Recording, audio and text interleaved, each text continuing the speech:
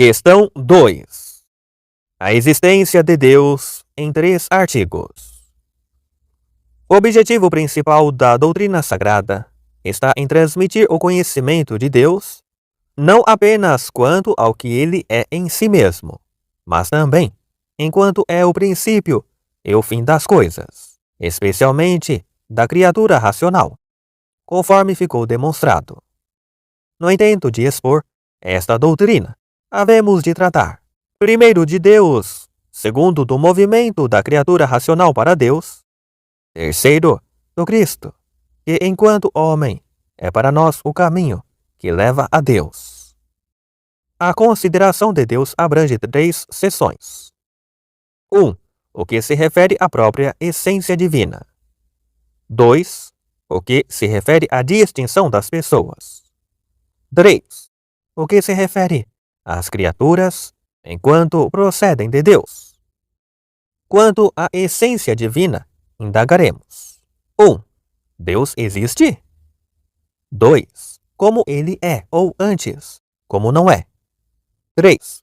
Como age, isto é, sua essência, sua vontade e seu poder. A respeito da primeira questão, 3 são as perguntas. 1. A existência de Deus é evidente por si mesma? 2. Pode-se demonstrá-la? 3. Será que Deus existe? Artigo 1º. A existência de Deus é evidente por si mesma? Quanto ao primeiro artigo, assim se procede. Parece que a existência de Deus é evidente por si mesma. 1. Com efeito, disse que é evidente por si aquilo cujo conhecimento nos é natural, como é o caso dos primeiros princípios.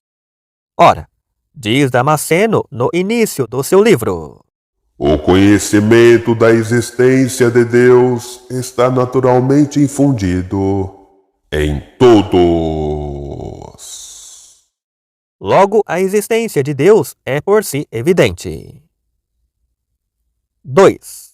Além disso, diz-se evidente por si aquilo que é conhecido, assim que seus termos são conhecidos, o que o filósofo, nos primeiros analíticos, atribui aos primeiros princípios de demonstração. Por exemplo, ao saber o que é o todo e o que é a parte, sabe-se logo que o todo é maior do que a parte. Ora, basta compreender o que significa o nome Deus. E se tem logo que Deus existe, este nome significa algo acima do qual não se pode conceber um maior. Ora, o que existe na realidade e no intelecto é maior do que aquilo que existe só no intelecto. Assim, ao se compreender este nome, Deus, ele existe em nosso espírito e, consequentemente, na realidade. Logo, a existência de Deus é por si evidente. 3. Ademais, é evidente por si que a verdade existe, pois aquele que lhe nega existência concede que ela exista. Pois, se a verdade não existe, é verdadeiro que a verdade não existe. Se existe algo verdadeiro, é necessário que exista a verdade. Ora, Deus é a própria verdade, pois se diz no Evangelho de João: eu sou o caminho, a verdade e a vida. Logo, a existência de Deus é evidente por si. Em sentido contrário, ninguém pode pensar o oposto de algo que é evidente por si, como o filósofo o prova, no livro 4 da Metafísica e nos primeiros analíticos, quanto aos primeiros princípios de demonstração. Ora, podemos pensar o contrário da existência de Deus, pois de acordo com o Salmo 52, o insensato diz em seu coração: Deus não existe. Logo, a existência de Deus não é evidente por si. Respondo: algo pode ser evidente por si de 2 maneiras. Seja em si mesmo e não para nós, seja em si mesmo e para nós. Uma proposição é evidente por si, se o predicado está incluído na razão do sujeito. Exemplo: o homem é um animal, porque animal faz parte da razão de homem. Se, por conseguinte, a definição do sujeito e a do predicado são conhecidas de todos, esta proposição será evidente por si para todos. É o que acontece com os primeiros princípios de demonstração, cujos termos são tão gerais que ninguém os ignora, como ente e não ente, todo e parte, etc. Se alguém ignorar a definição do predicado e a do sujeito, a proposição será evidente por si em si mesma, mas não para quem ignora o sujeito e o predicado da proposição. Por esse motivo, diz Boécio, existem conceitos comuns do espírito evidentes por si apenas para os que as conhecem, como esta: As coisas imateriais não ocupam lugar. Digo, portanto, que a proposição Deus existe enquanto tal é evidente por si, porque nela o predicado é idêntico ao sujeito. Deus é seu próprio ser, como ficará claro mais adiante. Mas como não conhecemos a essência de Deus, esta proposição não é evidente para nós. Precisa ser demonstrada por meio do que é mais conhecido para nós, ainda que por sua própria natureza seja menos conhecido, isto é, pelos efeitos. Quanto ao primeiro, portanto, deve-se dizer que está impresso naturalmente em nós algum conhecimento geral e confuso da existência de Deus, isto é, Deus como a felicidade do homem, pois o homem deseja naturalmente a felicidade, e o que por sua própria natureza ele deseja, naturalmente também conhece. Mas nisso não consiste em absoluto o conhecimento da existência de Deus, assim como conhecer que alguém está chegando não é conhecer Pedro, embora seja Pedro quem está chegando. Muitos pensam que a felicidade, este bem perfeito do homem, consiste nas riquezas. Outros a colocam nos prazeres, ou em qualquer outra coisa. Quanto ao segundo, deve-se afirmar que talvez aquele que ouve o nome de Deus não entenda que ele designa algo que não se possa cogitar maior, pois alguns acreditam que Deus é um corpo, mas admitido que todos deem o nome de Deus a significação que se pretende, maior que ele não se pode cogitar. Não se segue daí que cada um entenda que aquilo que é significado pelo nome exista na realidade, mas apenas na apreensão do intelecto. Nem se pode deduzir que exista na realidade, a não ser que se pressuponha que na realidade exista algo que não se possa cogitar maior, o que recusam os que negam a existência de Deus. Quanto ao terceiro, deve-se afirmar que é evidente por si a existência da verdade, em geral, mas a existência da verdade primeira não é evidente para nós. Artigo 2º.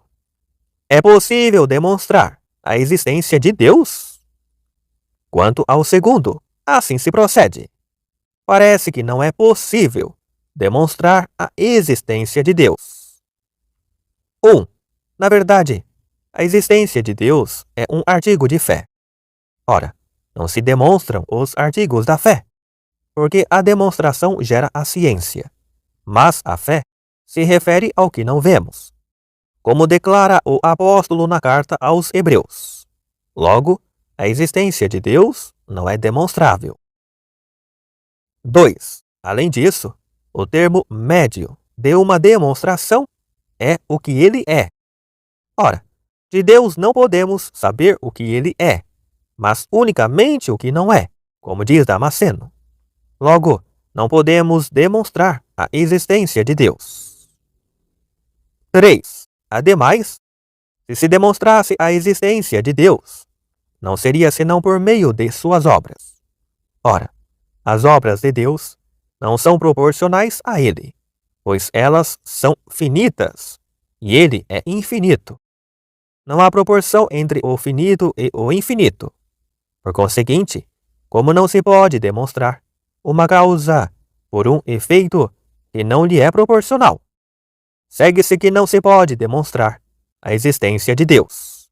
Em sentido contrário, o apóstolo diz na carta aos Romanos: As perfeições invisíveis de Deus se tornaram visíveis.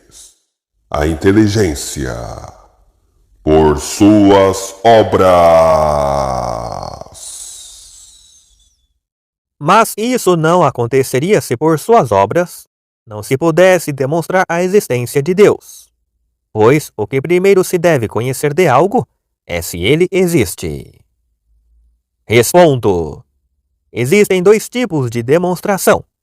Uma pela causa, e se chama propter quid. Ela parte do que é anterior de modo absoluto. Outra, pelos efeitos, e se chama quia. Ela parte do que é anterior para nós. Sempre que um efeito é mais manifesto do que sua causa, recorremos a ele a fim de conhecer a causa. Ora, por qualquer efeito podemos demonstrar a existência de sua causa, se pelo menos os efeitos desta causa são mais conhecidos para nós. Porque como os efeitos dependem da causa, estabelecida a existência do efeito, segue-se necessariamente a preexistência de sua causa. Por conseguinte, se a existência de Deus não é evidente para nós, pode ser demonstrada pelos efeitos por nós conhecidos. Quanto ao primeiro, portanto, deve-se dizer que a existência de Deus e as outras verdades referentes a Deus, acessíveis à razão natural, como diz o apóstolo, não são artigos de fé, mas preâmbulos dos artigos. A fé pressupõe o conhecimento natural, como a graça pressupõe a natureza e a perfeição do que é perfectível. No entanto, nada impede que aquilo que por si é demonstrável e compreensível seja recebido como objeto de fé por aquele que não consegue apreender a demonstração.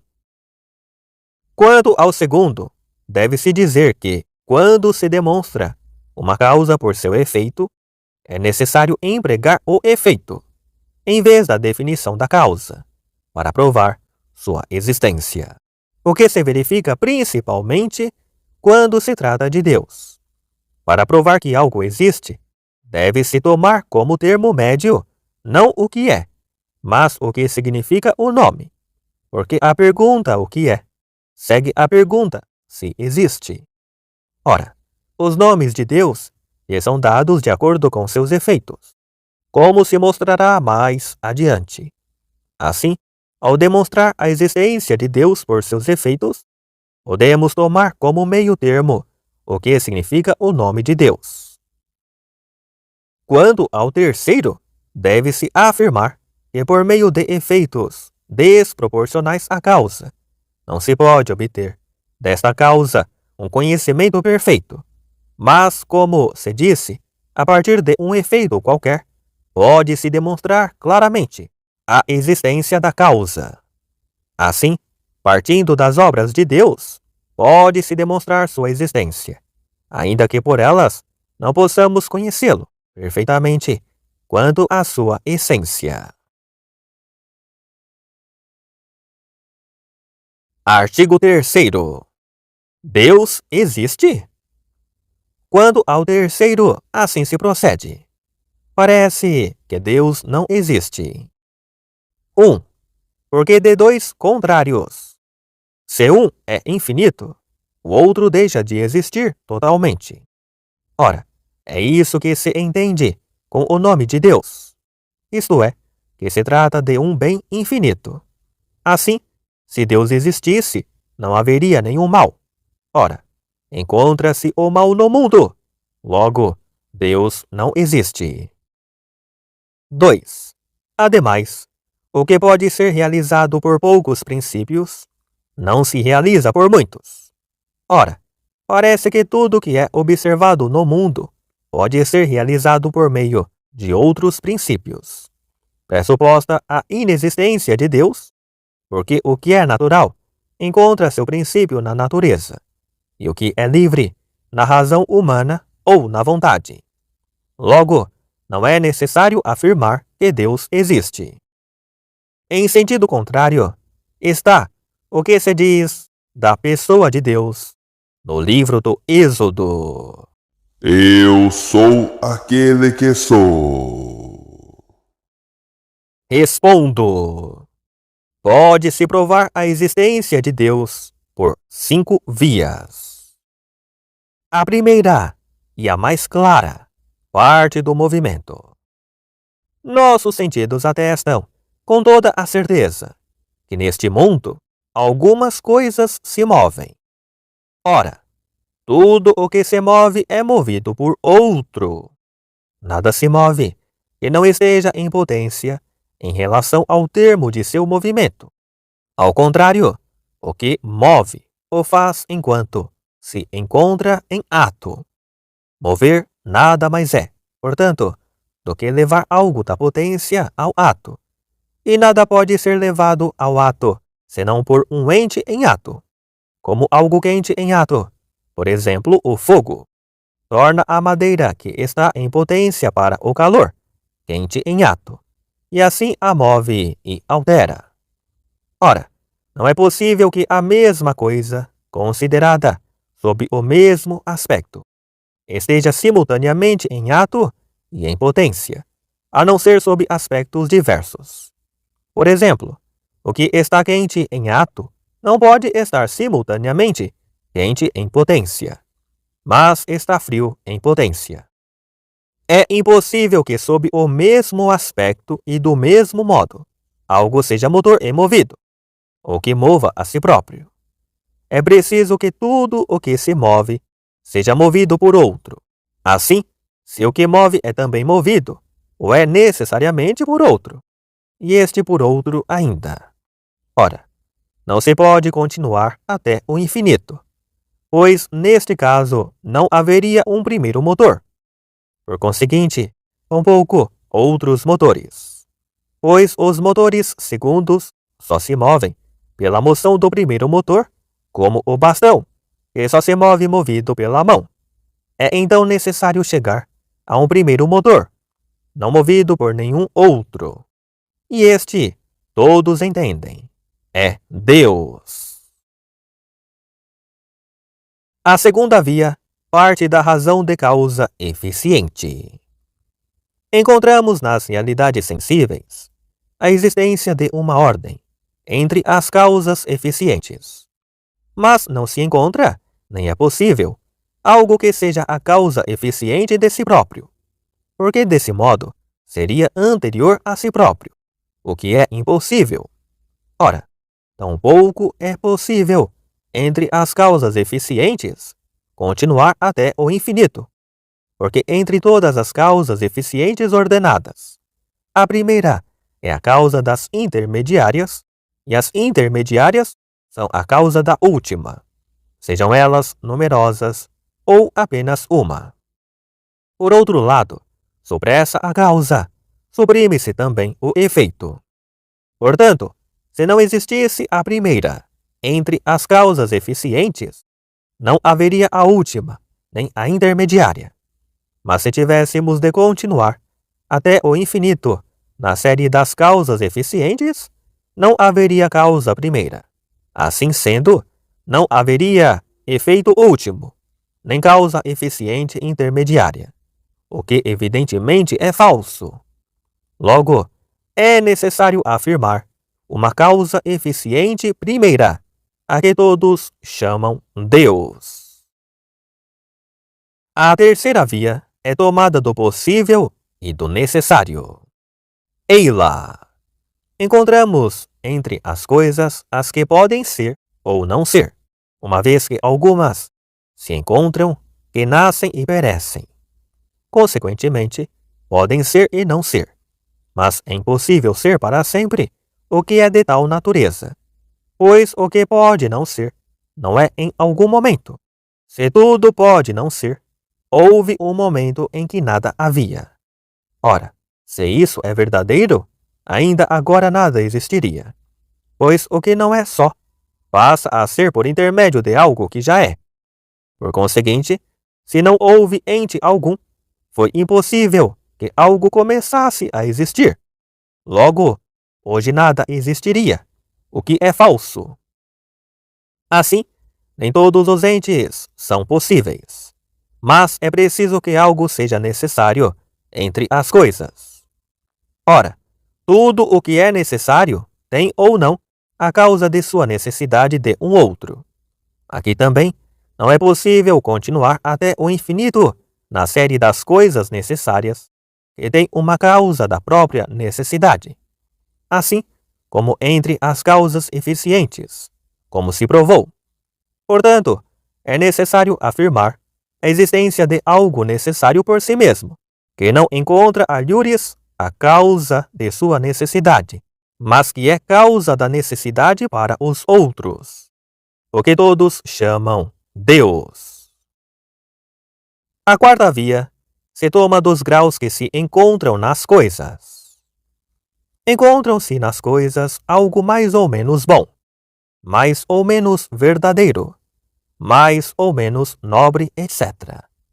Ora, mais e menos se dizem de coisas diversas, conforme elas se aproximam diferentemente daquilo que é em si o máximo. Assim, mais quente é o que mais se aproxima do que é sumamente quente. Existe em grau supremo algo verdadeiro, bom, nobre, e, consequentemente, o ente em grau supremo. Pois, como se mostra no livro 2 da Metafísica, o que é em sumo grau verdadeiro é ente em sumo grau. Por outro lado, o que se encontra no mais alto grau em determinado gênero é causa de tudo que é desse gênero. Assim, o fogo, que é quente, no mais alto grau, é causa do calor de todo e qualquer corpo aquecido, como é explicado no mesmo livro. Existe então algo que é, para todos os outros entes, causa de ser, de bondade e de toda a perfeição. Nós o chamamos Deus. A quinta via é tomada do governo das coisas.